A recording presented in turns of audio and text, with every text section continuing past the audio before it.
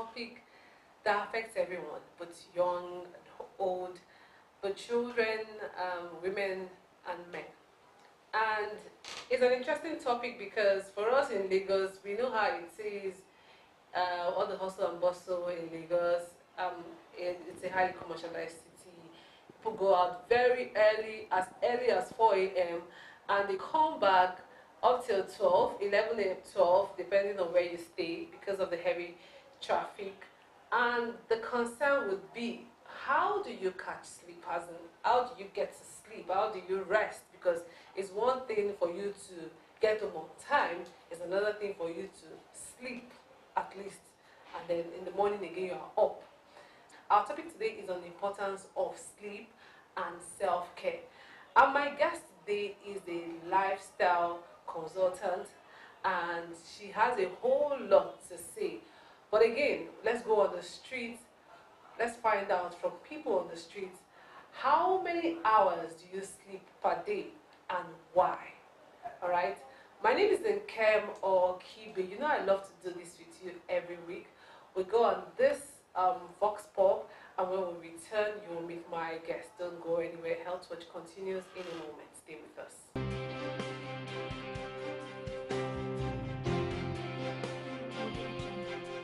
About 4 hours, because I don't like sleeping at night like that.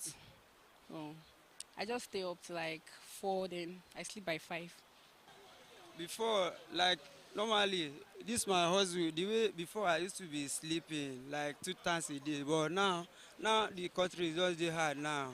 I cannot even sleep at all. Every time I used to be working, no rest, nothing, because the country now has strong already now. Although me, I don't like to sleep. Even night, I don't like to sleep. Even when I get to bed, the way I get to bed to my children, I don't like to sleep. Sometimes they will say that if you have child, you're supposed to sleep when the child is sleeping. But I told them that I don't like to sleep. Just 6 to 8 hours, and because of the kind of job that I'm into, the kind of work that I do, maybe I will wake up early and I'll come back late. 6 or 5. It depends on the type of situation I'm in. Maybe I'm tired, so I can just be very, very tired because I go out and come back in the night.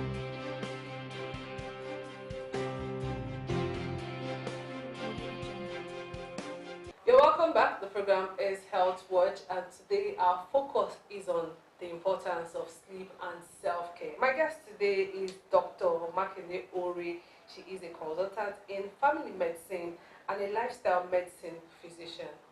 You're welcome to the program. Thank you so much. Okay, talking about sleep, the intro I had at the beginning of the program, I mentioned that in Lagos, it's a norm in Lagos for people to go out very early and come back very late, and you won't believe it, some people might have to eat eba. Their heavy food before they go to bed. So I don't know how many hours sleep they get before for the morning time. But the question is, what's the importance of sleep? Sleep is as important as the air that we breathe, as the food that we eat, and the water that we drink. I love to tell people about sleep. So many of us consider sleep as being a waste of time, being unnecessary. I have so much to do, I have to catch up. And so that's why you find out that people wake up very early to go to their places of work, and then they come back very late. So they have a very little time, to catch up with sleep. But people need to understand that they need to pay more attention, to their sleep. And the reason is because when we sleep, our body repairs itself. It's just like wheeling in your vehicle into the mechanic workshop, to say, okay, this vehicle needs to be, checked, even though there's nothing really wrong, but that check that you do from time to time. So in the same way, when we sleep at night, after being all over the place throughout the day, your body repairs itself. Your DNA naturally repairs itself. And there are certain functions that take place in the brain, in other organs, like our kidneys, our liver, even our bowel, in our heart. So whenever we don't sleep well, it's going to affect those organs. Now let's talk about the brain, for example. We have studies now that show that when we are deprived of sleep, that we are more likely to develop dementia, you know, earlier in life. So we are seeing people developing dementia at age 60 now. Even people at age 50, they are developing dementia. And so there was this comparative study, longitudinal study that was done, and it was discovered that the people that slept longer hours, between 7 and 9 hours, they were less likely to have dementia as compared to people who slept less than 6 hours, you know, habitually. So we're not talking about an occasional thing, but something that becomes habitual and consistent, and people just feel that this is me. I can't afford to sleep more than 4 hours. So when we sleep, our cells repair themselves. And then aside from that, very importantly, because we've discovered that when people are acutely sleep deprived, they're more likely to lose, you know, their moral judgment. So they make wrong decisions. And they take decisions on behalf of other people, and that can impair, you know, a lot of what is going on around them. For example, now, there was a pilot who was investigated. You know, they tried to investigate the cause of a plane crash, and they discovered that the pilot was fatigued. So maybe the decision he made at that time about landing the plane was not the right decision, and eventually resulted in a plane crash. Let's bring it home, even to our roots. We find out that some people have accidents from time to time. People are dozing up at their steering, and so there are accidents. All those things can be prevented if those individuals who are at the steering had a good night's rest or a refreshing sleep. And so they will be able to make the right decisions. They will avoid accidents. Somebody was dozing off and was typing in the amount of money that was to be transferred from a bank to another bank, and added more zeros because she was tired and drowsy. Typed in more zeros. Unfortunately, they were able to retrieve the money. She actually pressed the send button. So there are so many things that can go wrong when we don't sleep enough. So that's memory. If you are going for an exam and you decide to do till daybreak, we used to do that in school. you read till daybreak. You can get into the exam and have a brain block, because your brain is supposed to consolidate short-term memory into long-term memory. So if you read something within a short period of time, for you to be able to remember that thing, you're supposed to actually sleep so that your body can get enough of what we call the REM sleep and non-REM sleep and the deep stages of sleep. Those are the things that will make the person remember what he has read. Very interesting. Thank you. You actually even touched what will happen if you are deprived of sleep. But you mentioned just now the stages of sleep. Can you just briefly tell us about the stages of sleep? Okay, so we have two major types of sleep. So we have the REM sleep, we have the non-REM sleep. So all these stages of sleep, they have their own functions. You know, you might find yourself being able to wake up quickly from a certain stage of sleep. That will be in the stage of light sleep. So most of the time, our sleep will start with the non-REM, you know, and then we now go into the REM sleep, and then so we cycle in between the REM sleep and non-REM sleep during the course of the night. So all of them have their important functions. So we need to take our sleep seriously. Even the light stages of sleep are important. But if you have not had enough of your deep sleep and you are woken up from that deep sleep, you feel very groggy, you feel tired, you feel as if your sleep was not refreshed or not refreshing. But if you wake up in the light stage of sleep, you find out that as you have circled out of that deep stage of sleep to the light stage of sleep, and you wake up at that time, you will feel more alive, you know, and ready to face your day. What would you say is the reason why some people cannot catch sleep? Like, let me use the right word, they can't fall asleep. Do you understand? Like, the person is tired, you are stressed out. So the first thing that comes to anybody's mind is, go and sleep. And so it even happens to children. Sometimes they go and sleep. They're trying to make you happy. So you just call their next in 1 hour, this child is still there. And the child is telling you, but I'm trying to sleep, but it's not coming. Do you understand? Yes, And I then it happens totally to adults when understand. adults are stressed out. It Then you happens get to all of us. you know, Yes. what So could be the the reason? reason is because we are not supposed to go to bed stressed. Stress is one of the things that will prevent you from falling asleep readily. So we expect every individual who is going to lie down to sleep within a certain period of time, usually within 15 to 20 minutes. We expect you to sleep. We don't expect you to just land on the bed and fall asleep. In fact, if you go on your bed and you sleep within 5 minutes, that means that person is sleep deprived. Yes. So your body is supposed to wind down.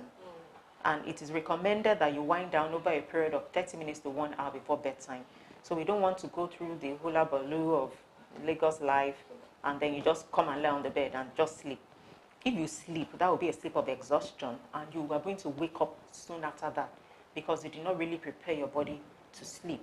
Okay. So we're supposed to wind down from activities, things that are mentally engaging, things that are distressing.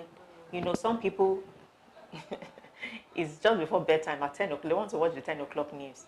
So you go and you start watching the news and you hear of all sorts of things that could actually be distressing. Especially if you want to go to other international news channels and you'll be wondering what's going on around me, why is this happening here and there, one distress and all of that. All of that sends messages to your brain and creates a sense of alertness. And all these devices that we watch, the TV, our iPad, computers, our phones, they are devices that send messages to you to keep alert. And so you find out that at that time you'll not be able to sleep because it interferes with the production of the sleep hormone, which is supposed to be heightened at that time. But once you're exposed to those lights, your sleepiness reduces. And so you find out that you can stay awake for longer. But by the time your lights go out, your devices go down, it sends a message to the brain to say, produce more of this sleep hormone. And so you begin to feel sleepy when everywhere is quiet, dark, because the way the body has been designed is for us to sleep when it is night and to be awake when it is daytime. So the daytime light is supposed to trigger your alertness. But we are now bringing what is supposed to be in the day to the nighttime. And so that pushes back what we call the biological clock on our inside. And so you find out you won't be able to sleep as easily. But by the time you now begin to work on what to do before bedtime, especially within the 4 hours just before bedtime. For example, meals. You talked about people coming home to eat eba at 11 o'clock. Okay, let's not even say 11 o'clock, even 9 o'clock. That can interfere with sleep, can impair the quality of our sleep. So recommendations are that your last meal should be at least 3 to 4 hours, before bedtime. But how many people can do that? Okay, that leads us to how do we cultivate good sleeping habits? Because, okay, I'm in your office and I'm going to be here till 5. You get home by 9 or you get home by 8. Well, that doesn't happen every day. Okay. So how do we cultivate good sleeping habit? Because Lagos is just peculiar. Lagos is peculiar. It's exceptional. There's nothing anyone can do about it. You just see that you want to beat traffic. You want to always beat traffic. So most times you end up, even on the stairs, sometimes you feel sleepy. It happens to almost everybody that drives. So what happens? What should we be doing when such is happening all the time and you don't actually have that time to catch that sleep? So the thing is that many of us, when we get home, we take our walk home. Yes, the reason why we take our walk home is that when we go home, we start thinking about all the things that went on at work. We start doing many other things. I know some people are guilty here. So we start doing things that we should have left in the office. So that keeps your mind awake. So what we have found out is that when you even want to sleep, you won't be able to sleep because your mind is active. But if you want to enjoy a refreshing night's sleep, wind down, kind of tidy up everything that has happened at work at least 90 minutes before bedtime. So, and then make sure you have had your meal, like I said, much earlier, maybe like 3 hours before. Maybe you eat before leaving the office, if that is an issue. And then have a fixed time for going to bed. Let's go to bed at about the same time every night. Your body will get used to that. And the secretions from your pineal gland and all the other hormones are supposed to work together to make you sleep they would harmonize, and you're more likely to fall asleep at the set bedtime. But if you go to bed 8 o'clock today, another day 11, another day 3 a.m., it's going to cause a disorder in what we call the circadian rhythm. That is more or less like your biological clock. So you find out that the times when you want to sleep, at maybe even 11, you might not even just sleep. So it's important to have a set bedtime, carry out relaxation activities. You can listen to cool music, you can spend some time meditating, you can spend some time in prayer, you can have a warm bath, things that will cool your body's core temperature. It's not the time to be calling people who are in a different time zone abroad. Oh, let me catch up. All those things, they keep your mind alert. And don't listen to distressing news too at that time. Avoid news tabs. The news will be there the following morning. So from what you just said now, going by what is happening in Nigeria, we don't need to state the obvious, but this program was supposed to provide solution to people. And what would you say is, what would I call it, strategy now? Because everybody is worked up, everybody is stressed, the economy is biting so hard, how will they find time to catch enough sleep? So we'll go on a short break now. When we return, Health Watch continues.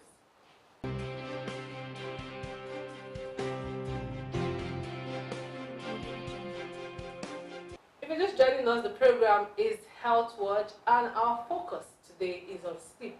My guest is still in the house, Dr. Makinde Ore, and she is a consultant in family medicine and a lifestyle medicine physician. Okay, before we went on the break, I talked about the situation we find ourselves in the country right now. Yes. And everybody knows what's happening. So how do you get enough sleep? if everybody is now increasing their hustle, doubling their, what will I call it now, doubling their game, trying to make ends meet, how do you not catch enough sleep? Yes, so the first thing really is our mindset. Somehow, some way, right now, some people are still having parties. They're still throwing parties, even in the midst of this situation. We are still ensuring that we eat. Somehow, some way, we will make sure we eat because we know the importance of that food. And there's something that is calling our attention to the fact that we need to eat, the hunger, right? But it's not all the time that we realize that there's a connect between our ill health and the fact that we're not sleeping. So one of the things I didn't say in the beginning was that when we don't sleep well, we are more at risk of high blood pressure. We are more at risk of high blood sugar, what we call type 2 diabetes. We are more at risk of heart disease. In fact, people who sleep shorter hours, less than 5 hours habitually, they have been shown to be more likely to have a heart attack and to die prematurely. So when people have sleep deprivation, and they don't usually link it to some of the symptoms they're having. People have headaches, people have chest pain, palpitations, burning sensation all over the body, memory lapses, inability to focus or concentrate. When people have those things, they don't entirely think about the fact, oh, maybe it's because I'm not sleeping. They think about other things. So, but one of the things that I believe that this station is trying to do is to create awareness, to educate the public. So when they have the awareness, they will make it priority. So it didn't seem to matter before. Because they listen to this show, it matters. And so they will say, okay, how can I sleep better? Since I know it's going to help my health and my well-being. Now, that's the first step. Then the second step is to consider those things that are happening in the economy. Are they going to be forever? They won't last forever. Changes keep on coming. Even when we say an economy goes into recession, studies have shown that it will come back up. It will bounce back. So we should live with that hope in view that things will change. It won't always be like this. So I will do the best I can. God will help me and things will get better. So when we live with that optimistic viewpoint, it helps. And you're able to go to bed, faster. Rather than laying awake at night and complaining and thinking about the distress and everything that is not going on so well. Let's focus on what has gone well. Focus on the things that make you happy. What are the values that you have? Your family, engaging with them, connecting with them. Sometimes it's not about how much money you have in that space of time, or how much you're connected with the people that matter, in your life. And of course, reliance on God, because He's our source. So if we want to do everything in our own power, in our own strength, it's going to fail us at the end of the day, and we become depressed. But when we realize that God is our source and we're depending on Him, and we discover that we can keep going. The last thing, that I would say is, if you're not sleeping well, see your physician, see your doctor, because sometimes there's an underlying health condition. Sometimes it's psychiatric conditions that lead to people not sleeping well. Sometimes it might be an issue that has to do with menopause, things that have to do with care of your children or a loved one or someone that is sick. And so there are so many other issues that are, underlying that sleep deprivation or not being able to sleep, when you really want to. What kind of nutrition will help improve the quality of sleep we'll get? Because if you're used to eating swallow all the time, if you're used to eating very late, if you're used to eating, I don't know, you are professional, what do you think? What's your take on that? So the recommendations that I have are evidence-based, based on studies. So studies have shown that if you have a dinner, that is high in fiber, then you're likely to have a more refreshing sleep and less interruptions, in your sleep. But when you take a very high carbohydrate meal, you are likely to get up several times at night to use the bathroom. And once you do that, to return to sleep will take a longer time. So it's important to include vegetables in our diet, protein. It could be fish, it could be some chicken, some vegetable. All of that has been shown to help. Then studies also show that nuts like almonds, some cashew nuts. I'm not talking about a whole bottle now. You sit down with a full bottle of cashew nuts and because you want to sleep. Just a handful. There are some other things, some other fruits also that have been shown to just contain little amounts of melatonin. So it's good to make it a habit to take at least 2 to 3 portions of fruit on a daily basis. So studies have shown that if you have enough servings of fruit on a daily basis, you'll wake up feeling more energetic and you feel more refreshed, rather than waking up on the wrong side of the bed, complaining and all. Okay. So, Dr. Ray, what's the reason why people talk and still sleepwalk in this age? And I say that because while growing up, I saw a lot of that, and I felt it was like more amongst children. But now I've also seen that adults do that. So while I was in school writing my exams, so the person is in deep sleep. Well, I think what they read, but you see them talking, and they can just start a conversation and just turn to the other side of the bed and sleep off. And then in the morning, the person cannot even remember such happened. And then sometimes you see them walk. They're walking to the door, and you're like, it's not yet 4 a.m. Where are you going to? They're getting ready for the next paper. So yes. So it's a parasomnia. We talk about insomnia, which is difficulty in sleeping even when there's opportunity to sleep. But parasomnia means that it occurs during sleep. Okay. So it's a sleep disorder that needs to be evaluated. Now, if that person is able to practice sleep hygiene, it can actually reduce the severity. And some people might outgrow it over time with improved sleep hygiene. But if that is persistent, the person should be evaluated. 1 minute, what's your advice to negotiators? And I know that this topic is relevant to everyone in Nigeria, but for Lagos is, I'll say it's peculiar. So what's your advice to them? So my general advice to Lagosians is that they shouldn't look for sleeping pills to fall asleep, buying over-the-counter medication to fall asleep. We just need to make little tweaks in our lifestyle.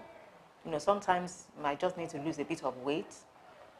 Sometimes it's to stop drinking some substances, especially alcohol. Alcohol is has also been shown, to interfere with sleep. Substances can also interfere with sleep. And I want Lagosians to remember that when we sleep, our brain clears out bacteria and viruses. And that would improve the immune system and improve the overall well-being. So when they remember these two important things, that you don't need a pill to fall asleep, and that when you're able to sleep, have a refreshing sleep, you actually improve your immune system, it will keep on sending those messages to them every day. It will be a reminder that my sleep is very important for me. Thank you so much for coming on Health Watch today. One of the things that we've done today is to render free service to everyone watching. And that's why we're NCA, that's why Health Watch is here, to create awareness on topics like this. Thank you so much for coming on the program. It's my pleasure. Thank you so much for inviting me. And that's the much we can take on this week's edition of Health Watch. You agree with me? What we have done today, we have brought free service on Health Watch, because when I mentioned the topic, of course, you watching me, you're thinking, oh, sleep. What is their sleep? But you've seen a whole lot of things was said then by Dr. Ori. And I want to thank you for being part of the program, because you have a lot to take home with.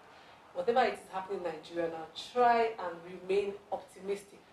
Try and sleep, oh, because of course you know that a lot of things was mentioned today of the importance of sleep. You have questions, you have comments, you have inquiries, please send a text only to 07060865487 or send a mail to okibenkem@gmail.com. You know I usually say, health conscious people live longer. My name is Nkem Okibe. See you next week. Want the best in news, info, and entertainment. NCA 10. NCA 10. Super channel in sports and documentaries. NCA 10. NCA 10. Even with movies, cartoon, and live talk show. Bad boys and go for nothing less. Station for excellence. NCA 10 station for excellence. NTA 10 Station for Excellence.